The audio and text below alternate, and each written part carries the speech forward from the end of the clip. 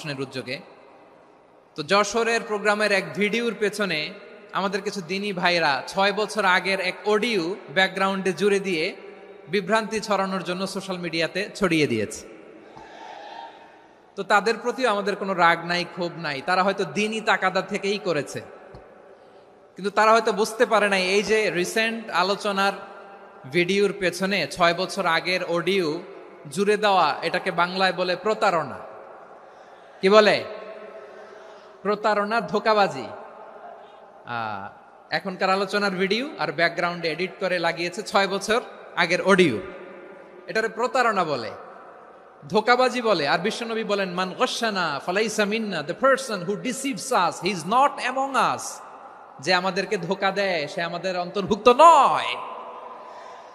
তো বিশ্বনবীর এই হাদিস তারা মনে রাখে না।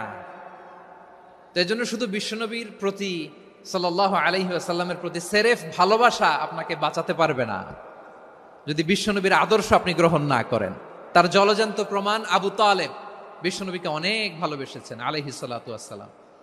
পলিটিক্যাল শেল্টার, ফিনান্সিয়াল শেল্টার, সব ধরনের শেল্টার তিনি দিয়েছেন, কিন্তু বিশ্বনবীর আদর্শ মানেন নাই। মুক্তি মিলবে?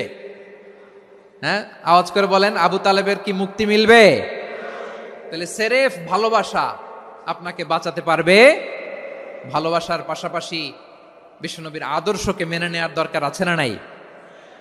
তো যারা এই সমস্ত কাজ করেন আমাদের ভাইয়েরা, তাদের জন্য আল্লাহ তাআলার কাছে আমরা হেদায়েতের দোয়া করি। আবার আমি দেখেছি আমার গত সপ্তাহের যশোরের আলোচনার একটা লাইনকে কেন্দ্র করে আমাদের অনেক রাজনীতিবিদ বন্ধুরা অনেক ক্ষুব্ধ প্রতিক্রিয়া দেখাচ্ছেন। ওই কথাকে নিজেদের গায়ে টেনে, নিজেদের গায়ে মেখে ওনারা ক্ষুব্ধ হয়েছেন। প্রিয় ভাইয়েরা, আমি বলেছিলাম যে একদল খেয়ে গিয়েছে আর একদল খাওয়ার জন্য রেডি হয়ে আছে। তো এখানে কি আমি কোনো দলের নাম বলেছি? বাংলাদেশে 48টা প্রায় নিবন্ধিত রাজনৈতিক দল, কোনো দলের নাম আমি বলিনি। কথাটাকে আমি জেনারেল রেখেছি। দায়ীদের বৈশিষ্ট্যই এটা, দায়ীরা জেনারেলি কথা বলে, যার যেই মেসেজ নেয়ার তারা সেখান থেকে নিয়ে নেয়।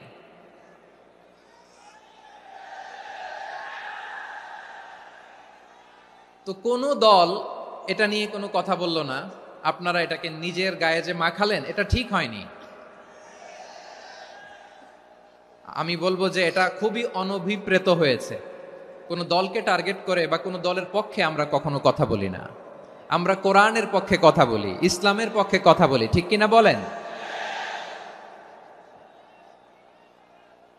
সো একটা জেনারেল কথাকে যদি আমার রাজনীতিবিদ বন্ধুরা নিজেদের গায়ে মাখেন, ক্ষুব্ধ প্রতিক্রিয়া জানান, এতে করে সাধারণ জনগণের কাছে একটা নেগেটিভ মেসেজ যাবে ওনাদের ব্যাপারে। এটা হোক আমরা চাই না। এদেশের তো আমার প্রিয় রাজনীতিবিদ বন্ধুদের আমি বলবো, কথাটা ছিল ভেরি জেনারেল, এটা নিজেদের গায়ে মাখানোর কোনো দরকার নাই। আমরা এই যে এক্সিস্টিং যে রাজনৈতিক চর্চা, এটা থেকে আমরা বেরিয়ে আসতে চাই। আমরা চাই না এদেশে চাঁদাবাজি, দখলবাজি থাক, ঠিক কিনা বলেন? এদেশে কোনো দুর্নীতি থাক, টেন্ডারবাজি থাক, এগুলো আমরা চাই। আই হেট পলিটিক্স একটা জেনারেশন আছে, এই বেশিরভাগ জেনজি অফ সিলেট, এরা আই হেট পলিটিক্স জেনারেশন। এরা পলিটিক্সকে পছন্দ করে না। তো কেন করে না, এর দায়ভার আমাদের আছে না নাই? আছে। এবং আমরা দেখেছি ক্ষমতার পালাবদল যখন হয়, এক সরকার যায় আরেক সরকার আসে, তখন দুর্নীতির ফিরিস্তি আমরা জানতে পারি, এর আগে জানতে পারি না। প্রতিটা দলের ভেতরেই আমরা এই বাজে চর্চাটা দেখেছি। সো এখন আমাদেরকে শুধরে নেয়ার সময় এসেছে। এটা এই সুন্দর সময়, নতুন প্রভাতের বাংলাদেশ, নতুন ভোরের বাংলাদেশ, এই সময় আমরা কাদা ছোড়াছুড়ি যেন না করি।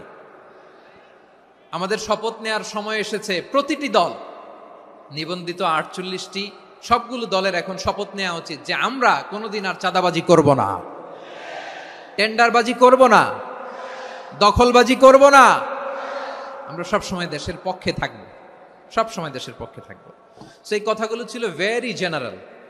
যে কথাগুলো আমরা জেনারেলি বলি, এগুলো জেনারেলি আপনারা নিবেন। আমার রাজনীতিবিদ বন্ধুদের কাছে এটাই আমার কামনা। আর এই জাতীয় বার্তা যখন আমরা দেই, তখন যদি আপনি বলেন যে পারলে রাজনীতিতে আসেন, পারলে দল করে দেখান, এটা হইল? আমি কি এরকম কোনো কথা বলেছি? না। আমি একজন মুফাসসিরে কোরআন, আমি একজন আলেম, এর বাইরেও আমার সবচেয়ে বড় পরিচয় আম আ সিটিজেন অফ বাংলাদেশ। আমি বাংলাদেশের একজন সাধারণ নাগরিক।